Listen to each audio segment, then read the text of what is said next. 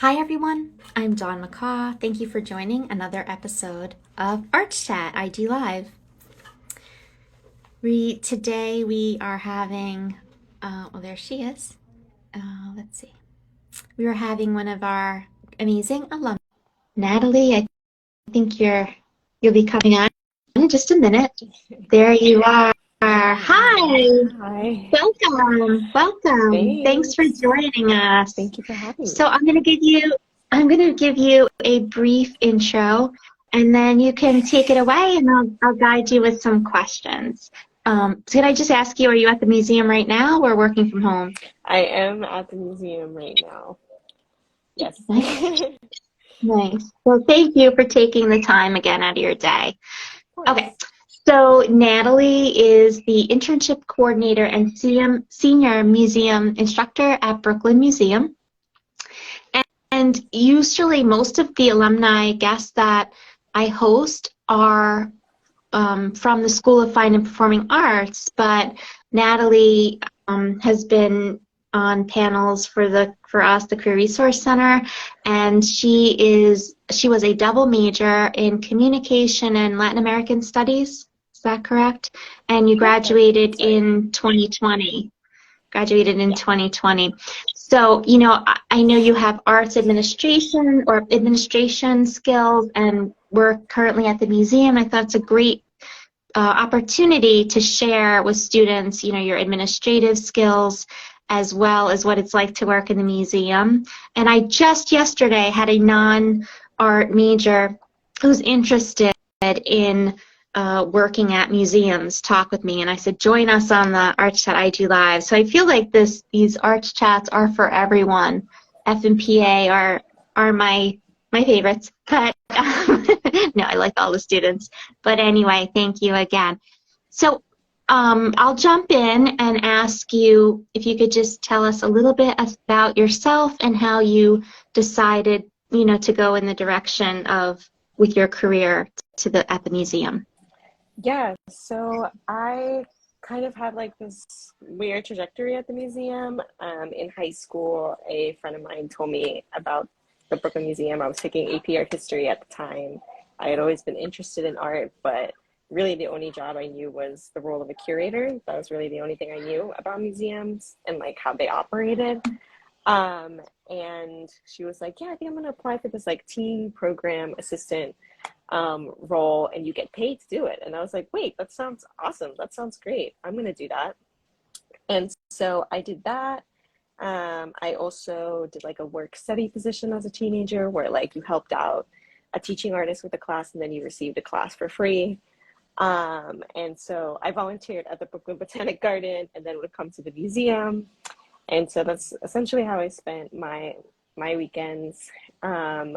At 16. And then for college, I did want to study art history, but I I wanted to focus more on non-European, non-Eurocentric, non-Western art, just because I had learned a good chunk of that in high school. Um, and being that I didn't really see it in the curriculum, right? I decided not to opt for art history. So I decided I wanted to be a journalist. And so I was a staff writer for the Oracle, which is, the student newspaper at SUNY New Paltz. And then coming back home from studying abroad, I realized that museums is something that I wanted to do. And so I applied for a bunch of internships. Of course, 2020 was not a good year for anyone. So the summer internship ended up being canceled, but for the fall, I reapplied. I got into an education internship, which dealt with like bilingual programming and tapping into community, you know, tapping into the community to have them like come in, speak Spanish, or, learn about art history. And so it was a great combination of, my communications major, my Latin American studies major, my Spanish minor, right? So yeah, and I had a great time. I had a wonderful supervisor. And yeah, sometimes luck also happens. Some people leave and then you're asked to, you just kind of get promoted that way. So yeah, then I landed the role as intern coordinator after being an intern for 2 semesters. That's great. That's great. Yeah, I really appreciate your journey too. And, thanks. when you're saying there's, luck is involved, it is in a way, but like you definitely kind of like go with the flow, see where things take you, but it's also, we call it like planned happenstance. Like you were in it. Like Yeah. as a 16-year-old, I'm thinking, what was I doing? Because you were, Yeah. really taking advantage of opportunities and making them happen. And it brought you in this direction. You kind of continued. And I love that you made this your own with, maybe it was not the typical path. It wasn't art history, but there were other things that you really wanted to learn about that resonated with you and your interests, and you made it your own. I think that's the value of going to college, and it's not like that. It's not for a specific trade, and you make it work. So Yeah. thank you for sharing.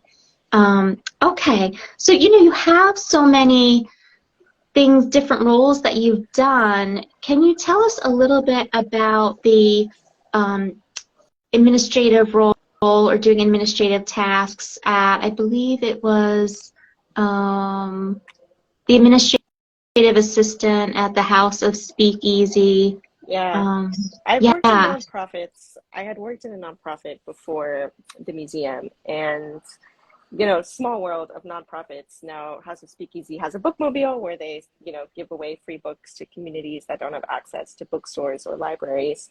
And they're going to put the truck right outside the museum for Mother's Day weekend. So small nonprofit world. But yeah, I worked at a literary nonprofit before the Brooklyn Museum. It was an unpaid internship, right? And so that was kind of hard, like having graduated and then you have like something unpaid. But it was definitely the experience that I needed in order to obtain this internship, right, at the Brooklyn Mhm. Museum, because I could say that, yes, I do have some experience, like, working with the supervisor, kind of just like a lot of our work is emails, right? What is like the best, kind of professional sounding way to send them.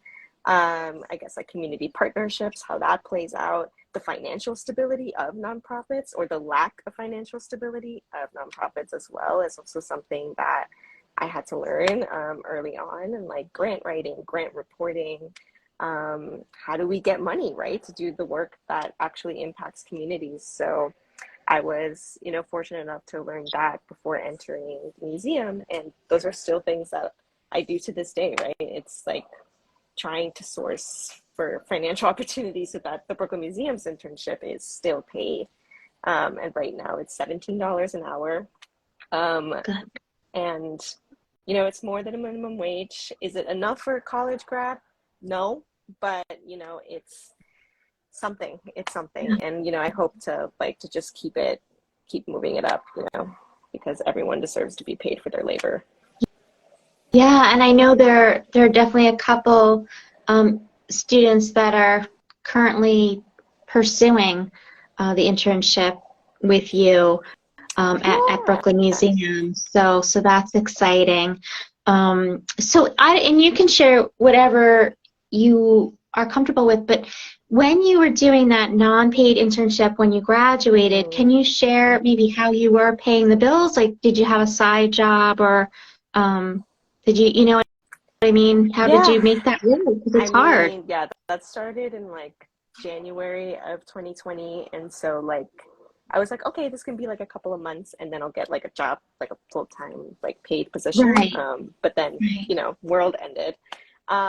So I lived with my parents, sometimes. I'm not ashamed to say it. Like sometimes you gotta live with your parents in order to make things work. And honestly, like they did need me. Like my father got COVID pretty early on. And so having to manage that with work, with like the overall stress of like the world not being the same as you remember it, Yeah. was a lot. So I'm glad that I was with my family at the time. But yeah, I'm really lucky and I'm really privileged enough to say that like my parents did not ask anything of me at the time, which I know is not something that everybody has, right? So I'm very lucky in that way. But yeah, I am super like grateful for that. And also just you know, just kind of emphasizing how necessary it is for internships to be paid, right? Because not everyone has the Absolutely. privilege to just like It's, be at home yes. and not contribute, right, Mhm. economically to the household. So Yeah, absolutely. I mean, if you can do it and it's not paid, like for you, it really worked out because yeah, it was an investment in yourself and your career, but it's not always doable. But you know, it is a good example of if you can either do something on the side or live at home to make it work for a short time, it actually can really propel you to something that you really want to do. Just like actually a job, like when you're just working somewhere else, not related necessarily to a museum or where you want to be, and you're gaining those skills that'll translate to something yeah, else is great. absolutely. You Yeah, know, having that buffer, if you have that, like use it to your advantage. yeah. But yeah, I understand that like people's life experiences are totally different, and that's valid, and that's why Mm, we need to pay people for their labor. right. No, I'm so Yeah. glad that Brooklyn Museum does pay. That's just great. All right, cool. So maybe can you tell us a little bit about your day-to-day responsibilities? Yeah. So right now, day to day is a lot.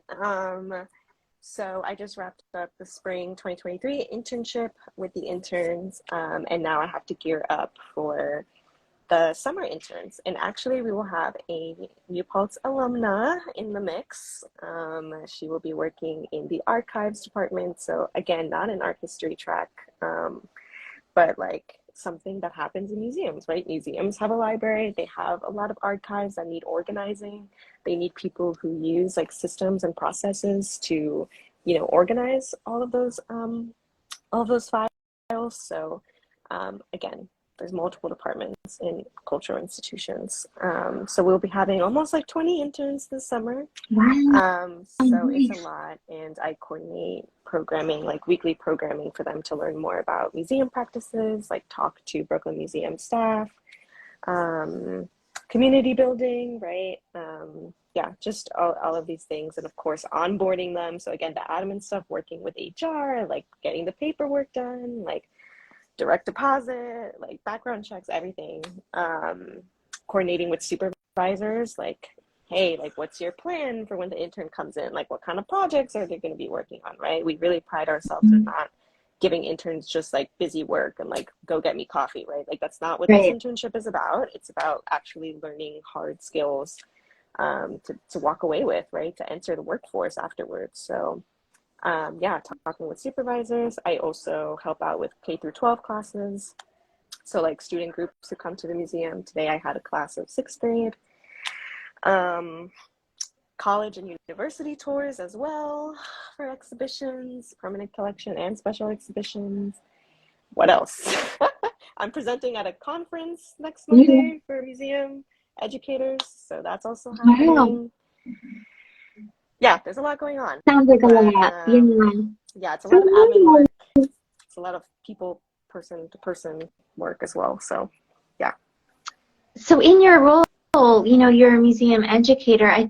It's always great for me to hear when people are in educator roles inside K through 12 or higher ed or outside because not everybody understands that there's ways to be an educator outside of K through Mm-hmm. 12 or higher ed. Yeah.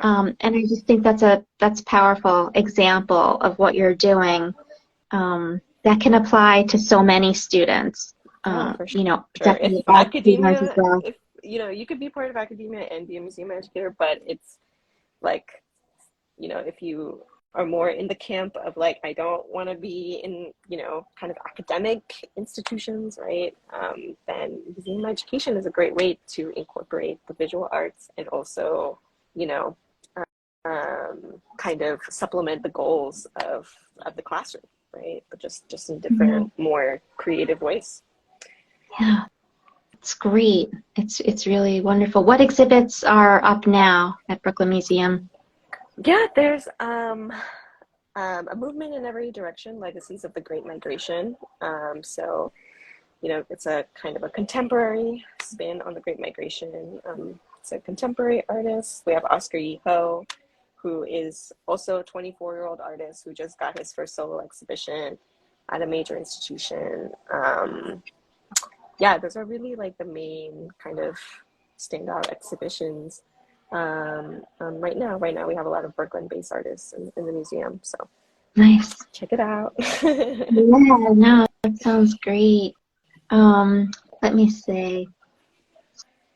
So, would you be able to talk about maybe something that didn't go as planned in your career journey or an obstacle that you faced? How you dealt with that? Just one, no.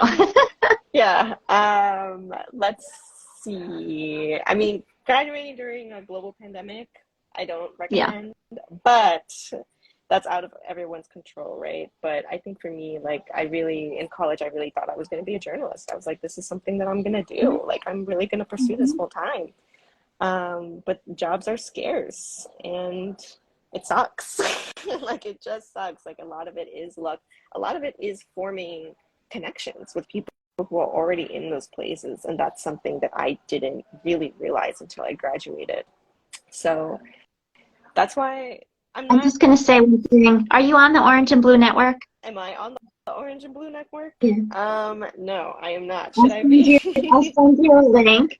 It's a great way for students to connect with you if they have questions, but also a way for you to network and be in touch with other alumni on it. So I'll send Okay, you a yeah. link, but I had to You had to put the plug in. connect with Yeah. people. This Yeah. is exactly. That's great. But yeah, so it's great also that you're able to kind of go in with one idea and then see that there's other options as well. I think that's And great. honestly, and I'm not saying this just because I run an internship program, but like definitely do internships while you're in college, because the people that you meet are going to be so crucial to you going anywhere. So And I like you said internships yeah, because it's not even just one. Like do no, multiple. more, do volunteer work, just get Literally involved. anything to get somewhere that you want to go.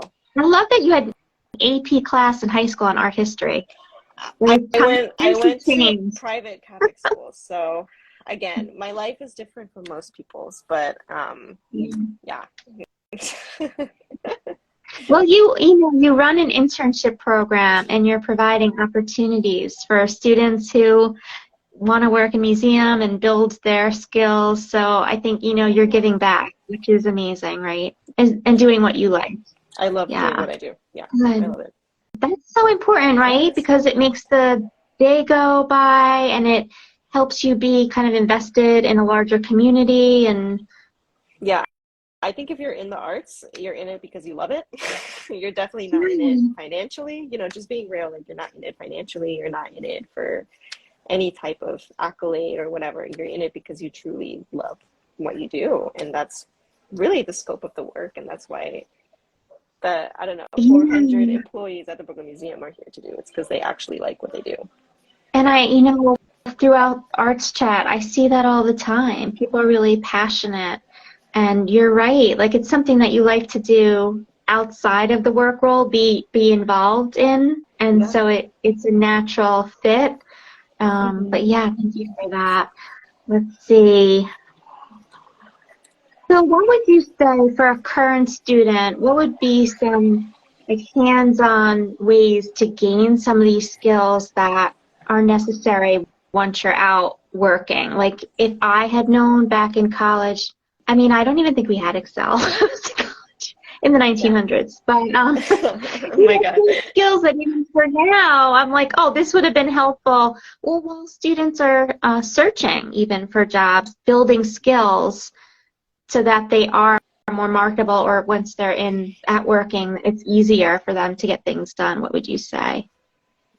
Yeah, even if it's just like retail or, kind of service industry jobs, it's important because you know that you have to show up on time, right? You have to deal with people, deal with different personalities. Not everything is going to go your way or the highway, right? Yeah, being a people person goes a long way. Just being nice and being kind goes a long way. What else? Yeah, having people look over your resume, please, please, please do that. Like the amount of resumes I have seen where I'm like, what is going on, please, like, use the Career Resource Center to have people look over your resume. Like, the simpler, the better. If you were just like in work study or something, I don't need like 20 bullet points, because I know that it doesn't need 5 to 20 bullet points. It probably needs like 3. Um, yeah, I would just say, like, use the resources that are available to you, right? Not everyone has availability in the same kind of sectors, but I would say use the tools that are available to you, whether that be a professor that you really like, that you really get along with, who you want to learn more from, having like a chat with them about like what it is that you want to do. Maybe they can connect you with other people. Yeah, getting any professional job experience that you can. Were you part Yeah. of any clubs when you were on campus? Was I part of what? Clubs? Any clubs you were involved in? Or you Besides said I was the the Oracle. The Oracle. Oracle was Yeah. basically like my whole college experience. So And yeah, what was your yeah. position, your involvement at the Oracle? I made it up to managing editor. And even though I was supposed to be, I opted to study abroad my last semester of college, which is why I never made it to editor in chief. But yeah. And where Yeah. did you study abroad? I studied abroad in Argentina, in Buenos Aires. Yeah. Different. And would you recommend studying abroad? I can't imagine not. But Study abroad is a great experience. And even though there are downs, there are also a lot of ups. And it's just, just great to put yourself out there and be in an environment that is completely different from that of your own. you weren't Yeah. there in 2020, were you? I was there in 2019, so I came back home in December, Okay, right good. before Christmas, and then Yeah, good. yeah, Good. That was rough. yeah, Okay, great. Well, I mean, being an editor, that's a lot of professional skills right there. yeah. Even just being able to send a professional email So without typo. important, so Right? important, so important. Yeah. Please reread your emails. Say hi, how are you, and then get to the point. Please ask me how I Yeah. am. No, Yeah, that's good. That's good. Be a human. Be a kind human. please, please. Yeah, it's Um, so important. It's so important. You Yeah. know, in networking, I realized that because you meet a lot of people, it's helpful. Like, ask people how they are and like get to know them a little. So then because Yeah. it's easy ways to connect with people, but also it gives a little bit of context to remember them by. Mm-hmm. And then you can touch base again because as we know, right, networking is a two-way street. So, you're helping me out now, but maybe, you'll have opportunities and I can send them out to students, which honestly is still helping me out because we're helping students. But yeah, I always, it's great because we're humans in the world. So to use it in a way that is networking, but also connecting in a Yeah, meaningful way is great. exactly. Yeah. I hate the word networking, I but know. you said it much better yourself. Connecting in a meaningful way, like just being genuine, being like, I could use advice on this. Yeah. Like, can we schedule a time to talk? Like, that goes way better than like, please talk to me. You know what I mean? Like, there's just Yeah, different ways and to go about please it. talk to me and what opportunity do you have to hire me for? It's Yeah, not, it's like, nah, that's not gonna make me want to answer you. Like, it's just not. Right. Yeah. Is there anything else? It's been so helpful. Is there anything else that you want to share with students? What about like leadership positions? Is that Yeah. And interesting? having checked out so many applications and so many resumes, I would say that like, if you're really involved in a club at school and like you make your way to like a kind of, leadership position, that's also really admirable. Or if you volunteer every single weekend at some place, like that's also great. Um, if you're the kind of person who has already done the 5 internships before you graduated, congrats. But I also welcome people who have like, who opted more for like that kind of like close community at their school. That's also something very admirable and like shows like that you care about something, right? And that you cared about something for long enough that you were there for like 3-4 years of your entire college experience. Right. Yeah, and yeah, just use the resources available to you. As best as you can, look for paid labor, even if it's an internship. Um, Yeah, talk, that's a good talk. point. Sometimes students think that if they're getting credit for an internship, it can't be paid, and that's Oh no, definitely not it can be true. both. It can be, Right. it can be And that both. you can do an internship and not do it for credit as well. Yep. But then students, when they do it as part of a semester, don't need to pay for those credits extra. It's Mm-hmm. kind of combined into their Yeah. fees. But yeah, Yeah. yeah.